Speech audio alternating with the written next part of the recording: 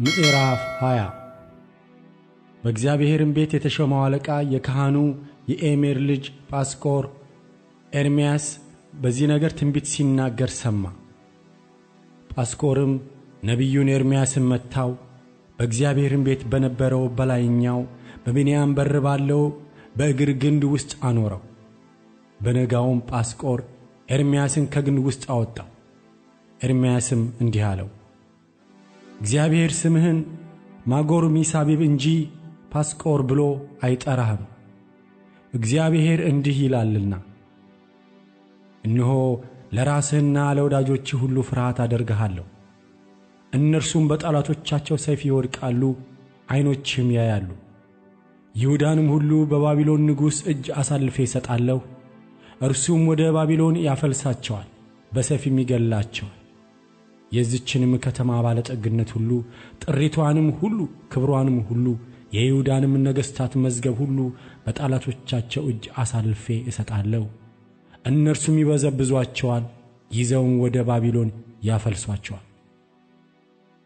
አንተም ጳስኮር ሆይ በቤትህም የሚኖሩት ሁሉ ተማርካችሁ ትሄዳላችሁ።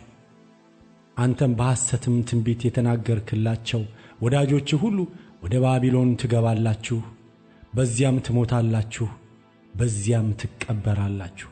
አቤቱ አታለልከኝ፣ እኔም ተታለልኩ፣ ከኔም በረታ አሸነፍክም።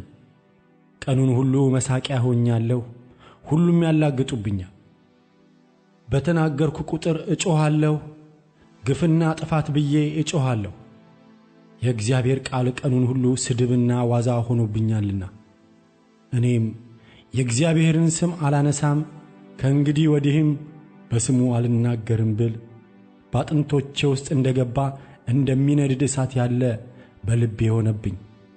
ደከምኩ፣ መሸከምም አልቻልኩ። የብዙ ሰዎችን ስድብ ሰምቻለሁ፣ ማስፈራራትም ከቦኛል። መውደቄን የሚጠብቁ የሰላሜ ሰዎች ሁሉ ምናልባት ይታለል እንደሆነ እናሸንፈውም እንደሆነ እርሱንም እንበቀል እንደሆነ ክሰሱት፣ እኛም እንከሰዋለን ይላሉ። እግዚአብሔር ግን እንደ ኃያልና እንደ ጨካኝ ከኔ ጋር ነው። ስለዚህ አሳዳጆቼ ይሰናከላሉ፣ አያሸንፉም፣ አይከናወንላቸውምና በጽኑ እፍረት ያፍራሉ፣ ለዘላለምም በማይረሳ ጉስቁልና ይጎሳቆላሉ። አቤቱ ጻድቅን የምትመረምር ኩላሊትንና ልብን የምትመለከት የሰራዊት ጌታ ሆይ ክርክሬን ገልጫለሁና በቀልህን በላያቸው ለይ። ለእግዚአብሔር ዘምሩ፣ እግዚአብሔርንም አመስግኑ፣ የችግረኛውን ነፍስ ከክፉ አድራጊዎች እጅ አድኗልና። የተወለድኩባት ቀን የተረገመች ትሁን፣ እናቴ እኔን የወለደችባት ቀን የተባረከች አትሁን።